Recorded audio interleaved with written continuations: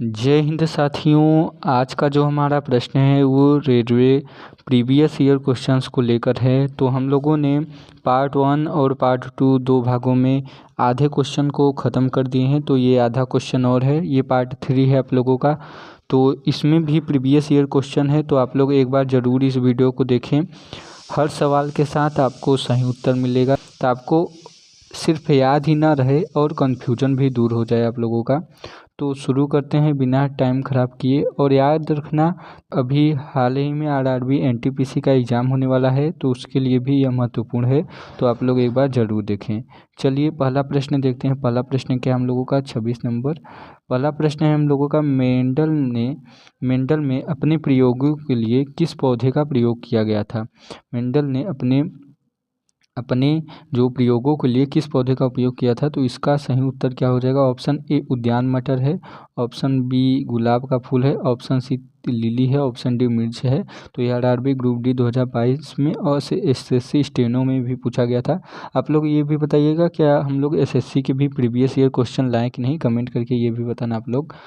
तो इसका सही उत्तर हो जाएगा उद्यान मटर। उद्यान मटर जो है मेंडल ने अपने प्रयोगों के लिए किया था। उद्यान मटर ही क्यों किया उद्यान मटर, क्योंकि यह बहुत ही सरल तरीका है। क्योंकि मटर के जो पौधे की लंबाई होती है, आकृति होती है, इस कारण से, और इसे उगाने के लिए भी आसानी होती है। और इसमें मटर में क्या होता है, स्वपरागण और परपरागण दोनों होते हैं, इसलिए मटर का प्रयोग ज़्यादा सही लगा मेंडल को, इसलिए मेंडल ने मटर पर प्रयोग किया। ठीक है, अगले प्रश्न की ओर चलते हैं हम लोग। अगला प्रश्न है हम लोगों का, मेंडल ने अपने प्रयोगों में मटर के पौधों की निम्नलिखित में से किस विशेषता का उपयोग नहीं किया गया था। तो मेंडल ने अपने किस विशेषता का उपयोग नहीं किया था। ऑप्शन ए है मटर के पौधों की लंबाई, ऑप्शन बी बीज की आकृति, ऑप्शन सी पत्तों की आकृति, ऑप्शन डी फलों के रंग। तो यह आरआरबी ग्रुप डी 2022 में पूछा गया था। तो इसका सही उत्तर हो जाएगा ऑप्शन सी पत्तों की आकृति। वो 7 लक्षण बताएंगे, मेंडल ने अपने 7 लक्षण बताए हैं, जो क्या है, पौधों की पत्तों की आकृति की विशेषता का उपयोग नहीं किया गया है। बाकी इन 7 लक्षणों का अध्ययन किया जाता है। कौन कौन से, मटर के पौधे की लंबाई हो गया आप लोगों को, ये बीज की आकृति हो गई, फूलों का रंग हो गया, और कौन कौन से हैं, पके बीज का आकार हो गया, यानी चिकने होते हैं, छुरीदार होते हैं, बीज का रंग हो गया पीला या हरा, फूल का रंग हो गया, फली का आकार हो गया, फल का रंग हो गया, फूलों की स्थिति हो गया। पूरे 7 विशेषता बताए हैं, आप लोग ध्यान में रखिएगा इन 7 विशेषताओं को, ये हर बार पूछा जाता है। चलिए अगले प्रश्न की ओर चलते हैं। अगला प्रश्न हम लोगों का 28 नंबर, निम्न में से कौन सा कथन गलत है। तो आप लोगों को गलत कथन बताना है। ऑप्शन ए क्या है, सभी बच्चों में वाई गुणसूत्र उनकी माँ से वंशागत होते हैं, यानी वंशागत होते हैं मतलब आपकी पीढ़ी दर विरासत में मिलता है कि नहीं, ये कथन सही है कि नहीं, आपको गलत कथन बताना है। कुछ प्राणियों जैसे घोंघे में जीव अपना लिंग परिवर्तित कर सकते हैं, ये बात एकदम सही है कि वो घोंघा क्या होता है, जीव अपना लिंग परिवर्तित कर सकता है। सभी मानव गुणसूत्र युग्मित नहीं होते हैं, सही बात है ये भी। लिंग विभिन्न जातियों में विभिन्न कारकों द्वारा निध प्रेरित होता है, ये भी सही है। तो गलत कौन सा ऑप्शन है, ऑप्शन ए बिल्कुल यहाँ पे गलत है। क्यों गलत है ये, सभी बच्चों में वायु गुणसूत्र उनकी माँ से नहीं मिलती है। अब हम आप लोगों को बता देते हैं, यहाँ पे कहाँ होता है, यहाँ पे बता देते हैं, यहाँ पे कि जो वो होता है क्या, महिलाओं में जो दो एक्स गुणसूत्र होते हैं, तो उनका जो गुणसूत्र होता है एक्स और एक्स होता है। और जो नर में होता है, नर में एक एक्स होता है और दूसरा वाई होता है। तो बच्चों को प्रत्येक माता पिता से एक गुणसूत्र विरासत में मिलता है। तो केवल पुरुष ही होते हैं जो बच्चे के वाई गुणसूत्र प्राप्त कर सकते हैं, और उन्हें अपने यह पिता से प्राप्त होता है, माता से नहीं।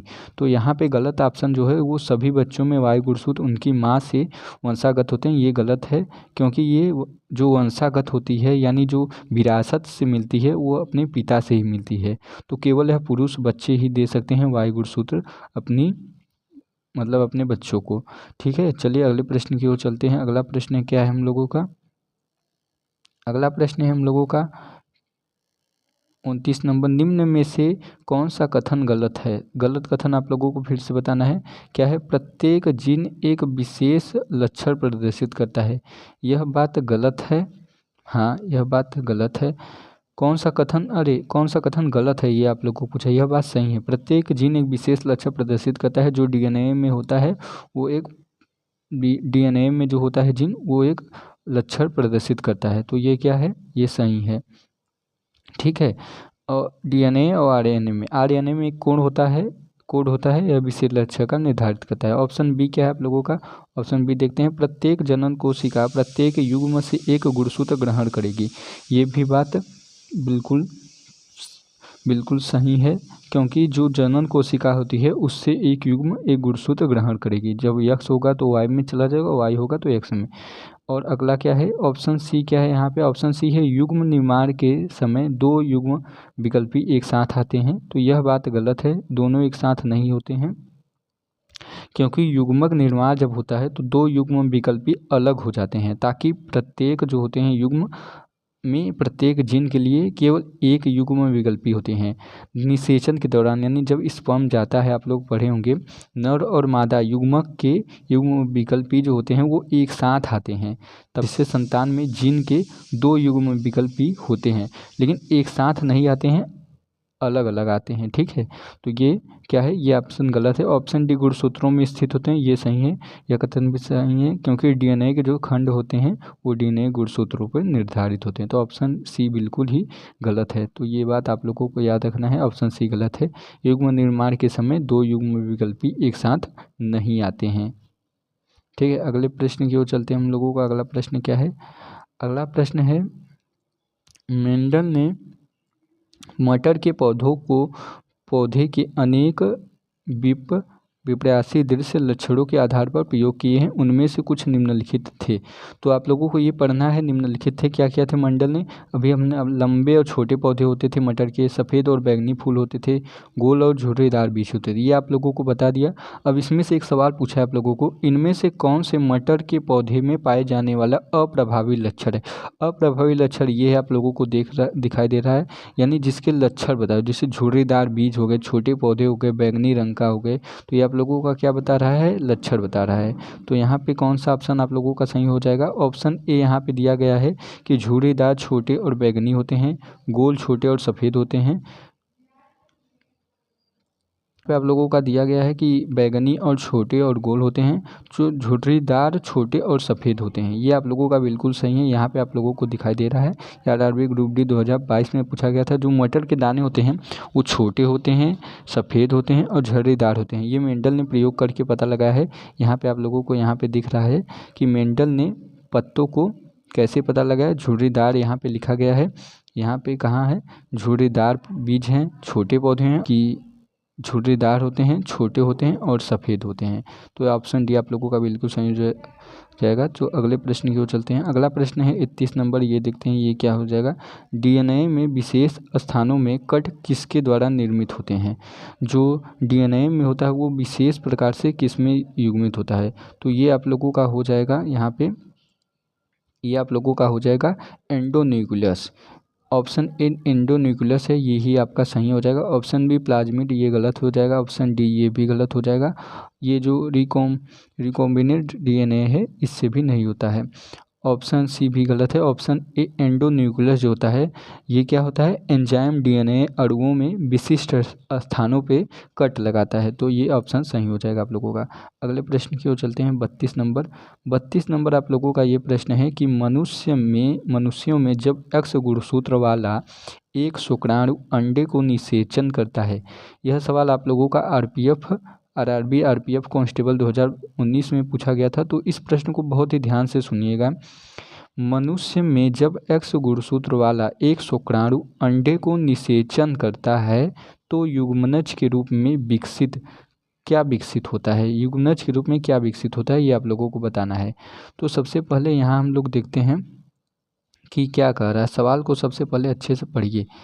यहाँ हम पहले ये जान लीजिए कि मनुष्य के जो गुणसूत्र होते हैं वो कितने होते हैं। तो मनुष्य में कितने गुणसूत्र होते हैं, तो आप लोगों को यहाँ पे हम बता दें कि दो जोड़ी होते हैं। 2 जोड़ी होते हैं और प्रत्येक जोड़ी में कितने होते हैं, आप लोग कमेंट भी करते रहिएगा। 2 जोड़ी में कितने होते हैं, तो 23 जोड़े होते हैं। 23 इंटू होते हैं तो टोटल कितने हो गए, टोटल आप लोगों के 46 गुणसूत्र होते हैं। तो मनुष्य में कुल कितने गुणसूत्र होते हैं, 46।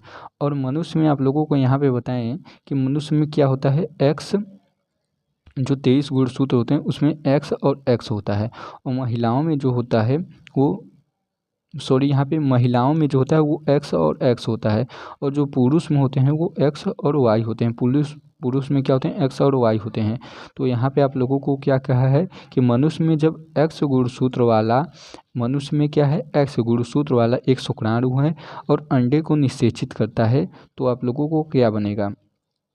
तो अभी हमने आपको बताया कि मानव में एक युग्मनज में कुल 46 गुणसूत्र होते हैं और यह युग्मनज तब बनता है जब नर से शुक्राणु और मादा से अंडाणु का संलयन होता है, तभी क्या होता है, संलयन होता है। ठीक है, तो आप लोगों का करेक्ट आंसर क्या हो जाएगा, मादा शिशु। तो ये मादा शिशु कैसे होगा ये हम आपको बता देते हैं। सबसे पहले ये देखिए, प्रश्न को आप एक बार फिर से पढ़ लीजिए, तब इसका आंसर आप लोगों को ज़्यादा समझ में आएगा। चलिए इसका बताते हैं उत्तर आप लोगों को। जो मनुष्य के 23 गुणसूत्र होते हैं उनमें से पुरुष में जो लिंग सूत्र होता है एक्स और वाई होता है। क्या क्या होता है, एक्स और वाई। और महिलाओं में क्या होता है, एक्स और एक्स। और जब महिलाओं में एक्स, पुरुषों में एक्स होता है तो एक्स गुणसूत्र जब एक्स से मिलता है तब क्या बनता है, तब मादा शिशु बनता है, मादा शिशु बनता है। और यह इन्हें पिता के द्वारा प्राप्त होता है। तो यहाँ पे करेक्ट आंसर जो हो जाएगा वो क्या होगा, इसका सही आंसर मादा शिशु हो जाएगा। ऑप्शन ए बिल्कुल यहाँ पे सही हो जाएगा आप लोगों का। ठीक है, ऑप्शन ए बिल्कुल ही सही हो जाएगा। यदि शुक्राणु में वाई गुणसूत्र होते हैं तो शिशु नर में एक्स वाई होता है। यहाँ पे आप लोगों को ये भी बता देते हैं हम एक बात कि अगर शुक्राणु में क्या होता है, वाई गुणसूत्र होता है, शुक्राणु में वाई गुणसूत्र होता है तो क्या होता है, शिशु नर में होता है। शिशु जो होता है आप लोगों का वो नर में होता है। नर में मतलब एक्स और वाई होता है। यदि एक्स गुणसूत्र वाला होता है तो एक्स गुणसूत्र वाला जो होता है, एक्स गुणसूत्र वाला, तो उसमें जो होता है वो शिशु मादा होता है। जो शिशु होता है वो क्या होता है, मादा होता है। यानी एक्स और एक्स, समझ में आप लोगों को। जब यहाँ पे आप लोगों को कलर थोड़ा चेंज कर लें क्या, जिससे आप लोगों को ज़्यादा अच्छे से दिखाई दे। तो यहाँ पे आप लोगों को दिखाई गया है जो वाई गुणसूत्र होता है, वाई, ध्यान से सुनिए। शुक्राणु में जब वाई गुणसूत्र होता है तो शिशु जो होता है वो नर होता है, यानी एक्स और वाई होता है। और जब एक्स गुणसूत्र होता है, एक्स गुणसूत्र होता है यानी एक्स स्पर्म में होता है, तो आप लोगों को जो शिशु है वो मादा होता है, यानी एक्स और एक्स होता है। तो यहाँ पे करेक्ट ऑप्शन जो हो जाएगा ऑप्शन ए बिल्कुल सही है। यहाँ पे ऑप्शन ए यानी एक्स और एक्स होगा। ठीक है, यहाँ पे जो मनुष्यों में एक्स गुणसूत्र है तो शुक्राणु अंडे को निषेचन करता है और युग्मनज के दौरान एक्स गुणसूत्र प्राप्त होता है। ठीक है, अगले प्रश्न की ओर चलते हैं। अगला प्रश्न भी सेम इसी तरह का है, रिपीट कर दिया है। आरपीएफ कांस्टेबल में यह भी थोड़ा सा बस चेंज किया है, यही प्रश्न है, दोबारा पूछ लिया गया है। मनुष्य में जब गुणसूत्र वाला एक को निषेचित करता है तो युग्मनज किस रूप में प्राप्त होता है, तो मादा शिशु नहीं नर शिशु होगा। यहाँ पे नर शिशु होगा यानी एक्स और वाई। तो यहाँ पे करेक्ट ऑप्शन ए हो जाएगा। ठीक है, अगले प्रश्न की ओर चलते हैं हम लोग। अगला प्रश्न है, अगर आप लोगों को इसकी डिटेल्ड वीडियो चाहिए तो आप लोग कमेंट में ज़रूर बताइएगा कि सर मुझे जो अनुवांशिकी चैप्टर है वो आरआरबी, एनटीपीसी और रेलवे में बहुत पूछा जाता है। तो आप लोग ये एक वन शॉट वीडियो देख लीजिएगा जिससे आप लोगों को जल्दी से याद हो जाए। और परीक्षा में बहुत से सवाल इससे आते हैं तो आप लोग एक बार ज़रूर पढ़ें इसे। ठीक है, तो अगला देखते हैं हम लोग। अगला क्या है, यहाँ पे जो वनस्पति भागों या बीजों में क्या है प्रश्न, ये देखते हैं। वनस्पति भागों या बीजों के बजाय कोशिकाओं के माध्यम से नए पौधों को उगाना क्या कहा जाता है। तो यह टिश्यू कल्चर है, नहीं। यह शिशु बहुभाजन है, नहीं। यह पुनः निर्माण है, ये बिल्कुल सही है। पुनः निर्माण किसके द्वारा होता है, तो आप लोगों को ये भी बता देते हैं पुनः निर्माण किसके द्वारा होता है, एक ऊतक के द्वारा होता है। और यह ऊतक कौन सा होता है बताइए आप लोग। यह ऊतक होता है आप लोगों का जो ऊतक संवर्धन होता है उसी के कारण होता है। कौन सा, ऊतक संवर्धन। ठीक है। पूछ रहे हैं कि यहाँ पे मनुष्य में जो गुणसूत्र होता है, ये 33वें प्रश्न के आप लोगों का बहुत ही डिफिकल्ट टाइप लग रहा हो, लेकिन ये बात याद रखिए, जब एक्स गुणसूत्र होता है यानी एक्स गुणसूत्र होता है तो मादा जो निषेचित करती है यहाँ पे एक्स और एक्स बन जाता है। ठीक है। शुक्राणु जब कोशिका डिंब को निषेचित करता है तो संतान जो होता है वो एक्स एक्स में होता है। तो यहाँ पे मादा शिशु सही है, इसका करेक्ट ऑप्शन आप लोग याद रखिएगा इसका। अगले प्रश्न की ओर चलते हैं हम लोग। यहाँ पे आप लोगों को बता दिया है हमने कि यहाँ पे कौन सा ऑप्शन सही हो जाएगा। यहाँ पे आप लोगों का कौन सा ऑप्शन सही हो जाएगा, पुनः निर्माण सही हो जाएगा। तो ये भी आप लोगों को पता होगा। चलिए अगले प्रश्न की ओर चलते हैं। 35 नंबर क्वेश्चन है आप लोगों का। 35 नंबर क्वेश्चन क्या है आप लोगों का कि अपराधी को पहचानने के लिए फोरेंसिक विभाग यानी जो सीबीआई वीबीआई होते हैं, आप लोगों ने देखा होगा, निम्नलिखित तकनीक का प्रयोग करते हैं। तो कौन सा करते हैं, डीएनए एंटीडेटिक, डीएनए फिंगरप्रिंट, डीएनए स्लाइसिंग और डीएनए एम्प्लीफिकेशन। तो ये बिल्कुल आप लोगों का ये सब गलत ऑप्शन है। आप लोगों का बिल्कुल सही ऑप्शन कौन सा है, यहाँ पे डीएनए जो है फिंगरप्रिंट के द्वारा ये पता लगा सकते हैं कि कौन सा, मतलब डीएनए में जो रक्त होता है उससे पता लगा सकते हैं कि चोर कौन सा अपराधी कौन सा है। तो डीएनए फिंगरप्रिंट के द्वारा पता लगाया जाता है फोरेंसिक लैब में। तो आप लोगों को ये भी याद रखना है। चलिए अगले प्रश्न की ओर चलते हैं। अगला प्रश्न हम लोगों का, और यहाँ पे जो नए पादप बनाए जाते हैं, इस प्रश्न में जो पुनर्निर्माण होता है ये आप लोगों को देख ले। कभी कभी ऑप्शन में ये पुनर्निर्माण नहीं होता है, किसके कारण होता है, तो ऊतक संवर्धन आप लोग याद रखिएगा। ऊतक संवर्धन, अगर टिश्यू पूछ ले तो आप लोगों को ऊतक संवर्धन बताना है। ठीक है, आप लोग याद लिख लीजिएगा कहीं पे नोट करके। ऊतक संवर्धन द्वारा क्या होता है, नए पौधे उगाए जाते हैं। चलिए अगले प्रश्न की ओर चलते हैं। अगला प्रश्न क्या है हम लोगों का, अगला प्रश्न है हम लोगों का कि 36 प्रश्न देखते हैं। 2013 में स्टेम सेल की मदद से पहला मानव लीवर कब विकसित, मतलब किस देश से विकसित किया गया था। तो 2013 में स्टेम सेल क्या होता है, स्टेम सेल क्या होता है, जब आप लोगों को कहीं पे चोट लग जाती है तो क्या होता है, उस चोट को ठीक करने के लिए स्टेम सेल का उपयोग किया जाता है। जो गंभीर बीमारी हो जाती है, जो क्षतिग्रस्त अंगों को भरने के लिए आप लोगों को क्या होता है, स्टेम सेल लगाया जाता है। स्टेम सेल मतलब एक अंदर होता है। तो यह सबसे पहले किसने पता लगाया था, तो जापान ने सबसे पहले पता लगाया था। तो यह आरबी एनटीपीसी 2016 में पूछा गया था। तो आप लोग ये भी याद रखिएगा, ऑप्शन ए बिल्कुल ही सही हो जाएगा।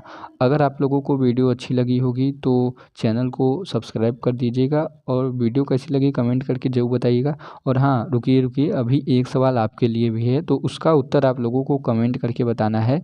ठीक है, आप लोगों को आनुवंशिकी के लिए बढ़िया, आप लोगों को उसके लिए अलग से एक चैप्टर चाहिए तो आप लोग ज़रूर बताइएगा, मैं उसके लिए एक अलग से वीडियो डाल दूंगा जिससे आप लोग उस चैप्टर को अच्छे से पढ़ सकें।